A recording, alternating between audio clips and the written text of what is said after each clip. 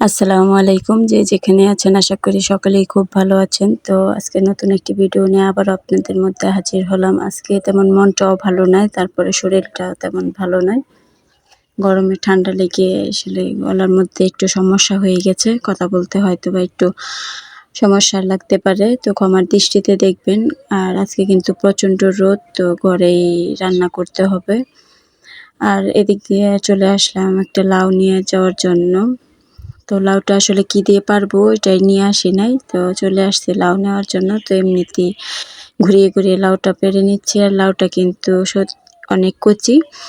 তো আসলে মনটা যে কারণে খারাপ ওইটা হচ্ছে গিয়ে আসলে আমি একসাথে আসলে সংসারের সব ধরনের কাজই করতে হয়। তো আমি একা, যেহেতু আমার বাচ্চা, 2টা বাচ্চা, তারপরে বাচ্চাদের স্কুল আছে, রান্নাবাড়া আছে। তো সব মিলে এই সংসারে গ্রামে থাকলে আসলে একটু কাজটা একটু বেশিই থাকে। তো আমি সবসময় সময় মতো ভিডিও আপলোড দিতে পারি না। তো ভিডিও আপলোড না দেওয়াতে আমি কিছু ভিডিও আর কি করে রেখেছিলাম। তো ওই জিমেল ফুল হয়ে গেছিলো, যার জন্য জিমেল থেকে ডিলিট করতে যেয়ে সব ভিডিওগুলোই ডিলিট হয়ে গেছে। আর এদিক দিয়ে কথা বলতে বলতে আপনাদের সাথে এদিক দিয়ে আমি লাউ কেটে নিয়েছি, আর লাউয়ের তরকারি বসানোর জন্য পেঁয়াজ, সামান্য আদা আর রসুন, কাঁচামরিচ এগুলো বেটে নিয়েছি। আর হচ্ছে হলুদ, ধনিয়া আর লবণ নিয়ে নিয়েছি। যেহেতু শুকনো মরিচ, কাঁচামরিচ বেটে দিয়েছি, শুকনো মরিচ দেবো না, ফাঁকি দেবো না। আর এখানে অফ ক্যামেরায় লাউটা কেটে নিয়েছি, আর কড়াইয়ে তেল দিয়ে দিয়েছি। এখন মশলাটা কষিয়ে নেব। মশলাটা দিয়ে দেব পেঁয়াজ বাটা, পেঁয়াজ বাটা, কাঁচামরিচ বাটা। তো আসলে সব কিছু জিমেল থেকে ডিলিট হয়ে গেছে। তো কষ্ট করে ভিডিও করলে আসলে তখন যদি ডিলিট হয়ে যায় তখন আসলে মনটা কতটা খারাপ লাগে। আসলে যারা ভিডিও করে সেই বুঝে। আর ভিডিও করা, এডিট করা, থাম্বনেল করা সবকিছু নিজের এক হাতে করতে হয়। আর যারা করে তারা আসলে বুঝবে এই কষ্টটা।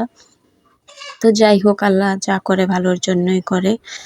এটা নিয়ে একটু মন খারাপ ছিল। আর যেহেতু প্রচণ্ড গরম, সেহেতু ঘরে বাহিরে লাকড়ি দিয়ে রান্না করতে গেলে আমার এমনিতেও গরমে একটু ঠান্ডা লেগে গেছে, তো গলায় সমস্যা হইতেছে। যার জন্য ভাবলাম যে যেহেতু বাচ্চা আছে, সেহেতু রান্না বাড়া তো করতেই হবে। তারপরে হচ্ছে যে যেহেতু গরম, তাহলে লাউ রান্না করি, যে স্বাস্থ্যের জন্য খুবই উপকার একটি সবজি।